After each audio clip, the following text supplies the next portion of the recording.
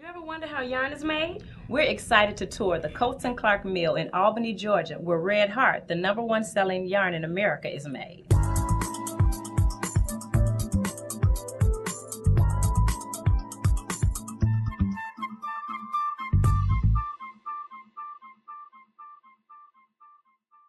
Hi, I'm Erica Simmons. And I'm Monica Simmons. And we're the Double Stitch Twins, crochet designers for Red Heart Yarns. I'm Audie McDearest, Vice President of Manufacturing. It's nice to meet you. Nice to meet you, Audie. Ready to see how Red Heart yarn is made? Yes. Where do we begin? It all starts with fiber. Red Heart yarn is predominantly made from acrylic fiber made from crude oil. Most fibers used here we purchase from acrylic manufacturers around the world. And the fiber that we use mostly is pre-dyed fiber. It's custom dyed to Coates and Clark shades, so no other company can sell our shades. We receive the fiber in a large bale form, kind of similar to a bale of cotton. Okay.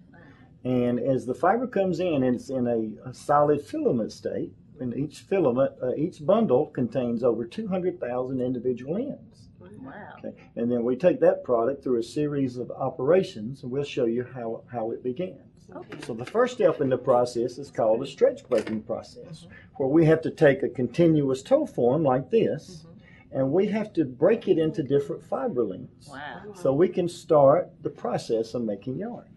Some of the fibers, as we stretch break them, goes through a process which we call steaming, which means relaxing the fibers. Okay.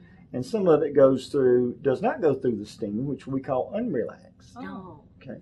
Most Coates and Clark yarns are made from a combination of relaxed and unrelaxed fibers. Most people call that high bulk yarns. Okay. And high bulk yarns give yarn a characteristic which is kind of a more wool looking or a matte finish type looking. But they're bulkier, they're thicker, and they're rounder in shape. Oh, okay. Those yarns that are relaxed, they're more shiny, they're softer, and they're a little bit thinner. Okay. After the stretch breaker process, we go through a series of 3 pin drafters. The first stage of the process is the blender. And normally at the blender, we will creel about 22 to 24 ends together because we're mixing the different fibers and the different bales together to make sure we get quality consistency, color uniformity, and all that. Okay. The first part of the pin drafter, basically what it does is it takes, this looks like it's continuous, but it's actually, the fibers are already starting to break. Right. So the first stage is this blender, it actually defelts the fiber, which opens up the fiber so we can start pinning the fiber. Okay? And then through a series of 3 different pin drafters, we comb the fiber about 1,200 times per minute at each process. Okay? The next stage of the process basically does the same thing until we get to the finisher pin drafter, which is, we call it the finisher because we have pinned this fiber through 3 different operations. The fiber has been mixed about 900 times, and we have pinned the fiber about 1,200 times per minute at each phase of the operation. This is called a finisher sliver because says the sliver is finished, and now we're ready to go to the spinning process. Okay. So At the spinning process, we will take this fiber and we will do the old hand spinning, but we will do it much faster. Okay?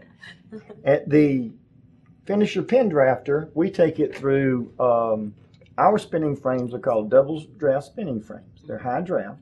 And we literally take this sliver and we stretch it out over 100 times. So it goes in 100 times heavier than it comes out. Now, the spinning process, all we're doing is taking the fibers and pulling them out, and then we insert twist as it comes off the spinning frame. And we do that by controlling the speed of the rolls with the speed of the spindle. After the spinning process, we basically will take, in most cases, 4 plies, but then in some cases 3 plies. And we will ply 3 ends together on what's called a twister. In our case, is a ring twister. After we go from the twisting process, now we're ready to go to the finishing operation. And that's where you start to see the yarn take shape. place. At the yarn finishing operation, we take the yarn that's been twisted, and we'll say in this case it's 4-ply, Okay. like Super Saver or like With Love. Okay. Yes.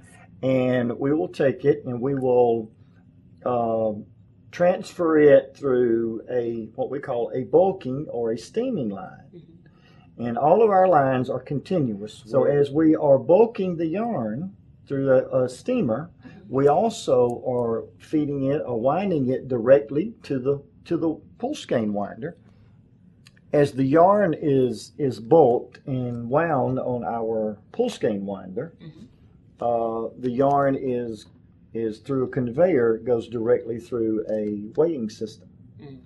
And these are weighing systems that weighs each pull skein to make sure it conforms to all federal weights and measures standards. Mm. If the yarn is too light, then our weight systems are programmed to eject or to discard that product so that it does not go into our bander station, which is where we will label the product, barcode, and put the color name and number onto the label. We also have inline, we print all of our barcodes and color names inline. After that stage, then the yarn is essentially made, so it goes into a packaging operation. And as the carton goes through our taping machine, we also have a scanner on that carton label to again make sure that we're reading the right barcode and that the barcode will actually scan. Okay. At that stage, then the yarn is essentially completed, ready for stacking and staging, and then our product handlers will come by and carry the yarn to our trailers, which then go to our Albany distribution center, located about 5 miles from our plant. Well, how many different kinds of yarns are there for Red Heart yarns? We do over 19, and we have over 400 colors. Oh, goodness. I love the colors. Yeah. Me too. It's important. Okay. It's pretty cool. Well, it's really, really interesting to see all the hard work that goes into making our favorite yarn. Thank you all for coming. It's been our pleasure. Thank you. Thank you. Yeah.